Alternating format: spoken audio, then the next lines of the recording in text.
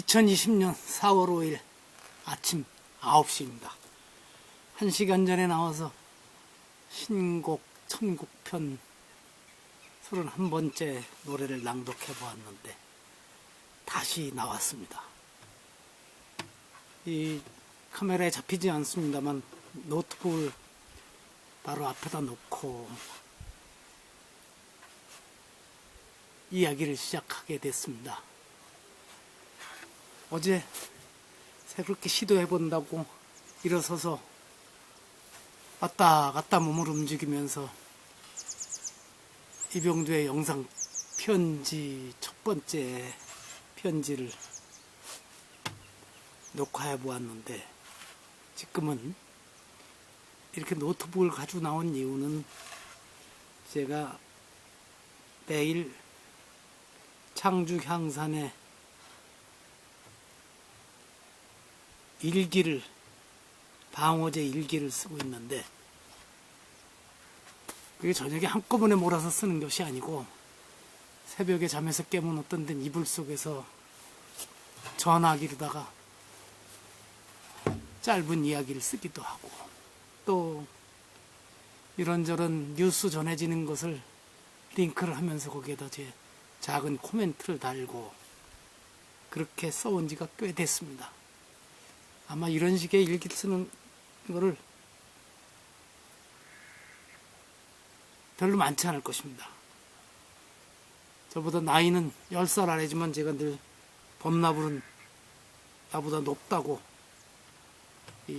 하는 어느 후배가, 청산거사가 형님 무슨 저거 같다고, 과거에 일성록 같다고 실록 기록하듯이 그냥 매일의 일상을 그렇게 기록하느냐고 저한테 놀라서 한 적도 있습니다. 이 노트북을 들고 나온 이유는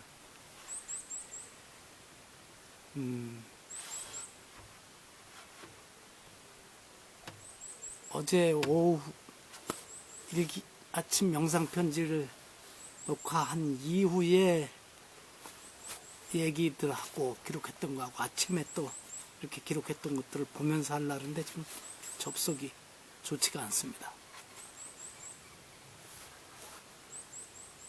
어제는 제가 아주 좋아하는 노춘석 화백의 전시회 개막이 있어서 또 다른 벗과 함께 서울 양천구 목동에 있는 구구 갤러리에 다녀왔습니다.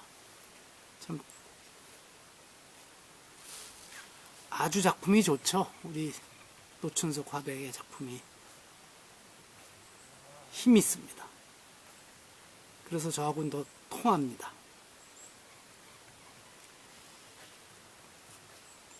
그 차를 타고 같이 오가면서도 이런저런 세상 얘기를 많이 하고, 제가 요즘 거듭 얘기합니다만 사회적 거리두기는 권장하는 것이 아니라 오히려 사회적으로는 거리를 더 가깝게 하라고 권하고 물리적 거리두기를 하라. 그래서 이런 코로나 바이러스 사태 같은 전 세계적 재앙이 닥쳤을 때일수록 손편지를 쓰든가 이메일을 보내든가 전화기로 메시지를 주고받든가, 요즘 유행하는 카카오톡, 위챗, 문제가 됐습니다만 텔레그램으로다가라도 메시지를 주고받고, 그보다는 직접 전화를 걸어서 서로 목소리를 들려주고 듣고 하는 사회적 거리 가깝게 하기를 더 권장해야 한다고 저는 생각합니다. 어제 오고 가는 차 안에, 서울을 가고 오는 차 안에서도 그런 얘기를 많이 했습니다. 그래야 되지 않겠습니까? 제일 걱정이, 그렇지 않아도 외로워지는 세상에 사람들이 부모와 자식 간에도 외롭게 지내고 형제 간에도 외롭게 지내고 형식상 묶여있는 동창이나 무슨 이런저런 관계망에 묶여있는 사람들끼리도 실상으로 들어가면 외로움을 겪는 이런 시절인데, 코로나 바이러스 사태가 그것을 더욱 힘들게 할까봐 저는 늘 그게 걱정입니다. 어제는 아침에 일찍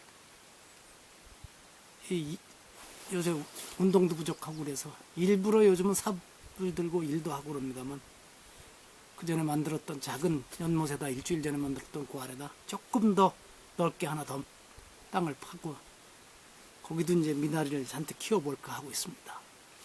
잘 될런지요. 누가 혼자 사는데 미나리를 왜 이렇게 많이 키우냐는데 그거는 이유가 있습니다. 세상을 떠나간 집사람도 그랬지만 여기 방호제를 찾아오는 사람들이 언제든지 편하게 주변에 있는 저절로 자라는 나물도 뜯어가지만 제가 길러낸 저 돌미나리도 뜯어가서 하면 얼마나 좋겠습니까? 이것도 사회적 거리를 가깝게 하는 노력 중에 하나입니다. 어제 들어와서 서울 오가는 중에도 또 들어온 외신에서도 살펴보니까 영국의 가디언제 보도로는 미국과 영국의 이번 사태로 실업자 발생하는 것이 1910년대가 20년대인가 지금 깜빡하고 있습니다만 세계 대경제공황 때부터 더 심각할 것이라고 예보하는 글이 나왔습니다. 기사가 나왔습니다. 상황이 그렇습니다. 또 중동의 상당히 비판적인 언론이죠. 알자지라에서는 미국이 매일 1,몇백 명씩 이 코로나 바이러스 때문에 목숨을 잃고 있다고 그런 보도를 했습니다. 또 하나는 뉴욕타임즈에서는 만약에 미국의 농업에 종사하는 농업 노동자들 250명이 일자리를 잃게 되면 어떤 일이 일어날까 하는 칼럼이 실렸습니다. 심각하죠. 그러니까 당장 지금 몇 명이 걸려서 몇 명이 죽고 이 문제가 아니라 이번 사태가 가져오는 아주 큰 질문들이 있습니다. 화두라고 해야 되나 또 그럴 것입니다. 또 워싱턴 포스트에서는 이번 코로나 바이러스 팬데믹에 이어서 다음 더 거대한 팬데믹이 이미 오고 있다. 전제 조건이 있습니다. 인간들이 원래 자연스럽게 살아야 될 야생 동물들을 가두고 그들을 학대하는 한은 이번 사태보다도 더 큰 재앙이 닥쳐올 것이라고 그런 또 보도도 있었습니다. 글쎄 이런 보도들대로 되겠습니까마는 그럴 가능성이 있죠. 이런 예보, 경고를 우리 모두 귀를 기울여야 될 것입니다. 오늘 아침에는 추워서 돌화개 물이 그래도 쉽게 깨지지 않을 정도로 꽤 두껍게 얼었었습니다. 식목일 4월 5일인데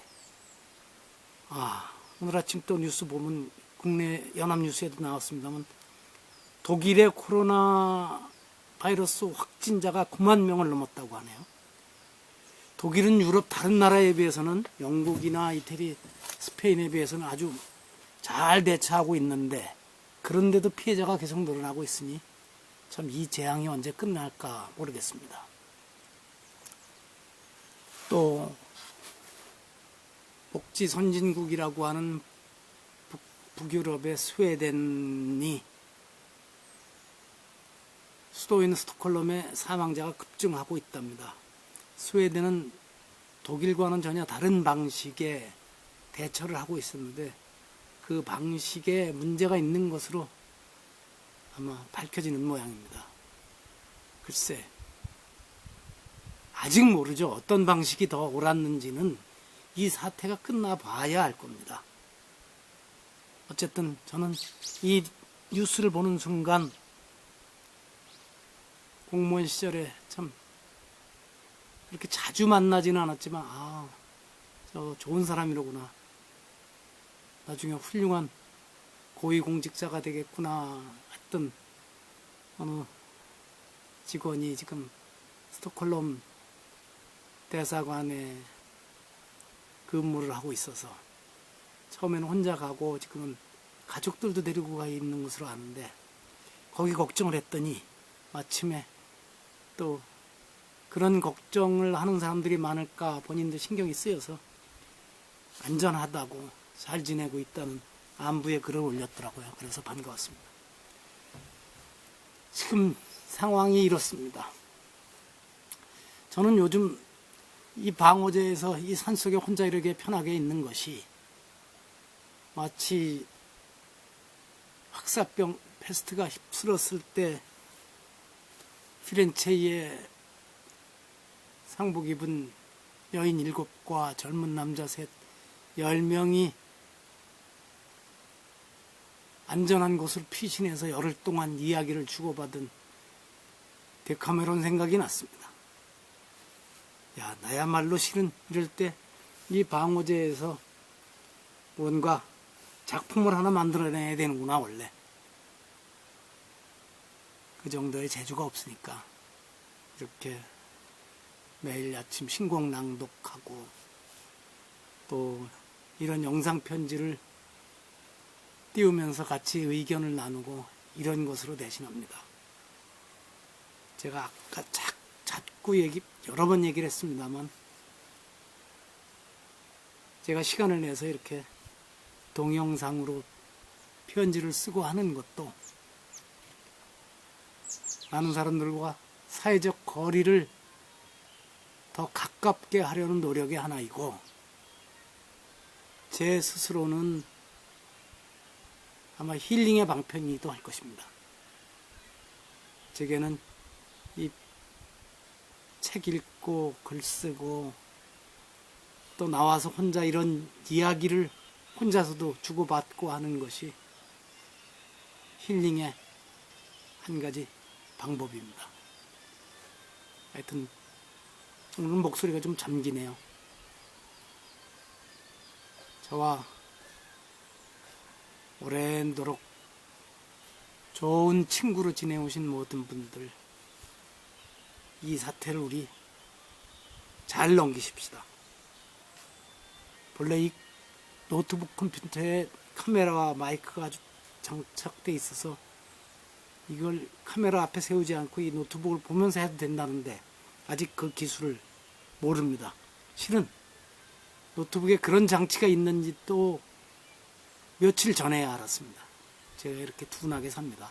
노트북 쓴 지 15년이 넘는데 이제까지 거기에 마이크와 카메라가 달려있는지를 모르고 있었습니다. 하긴 그게 편할지도 모르겠습니다. 식목일 아침에 써본 영상편지 2번째는 이렇게 마치겠습니다.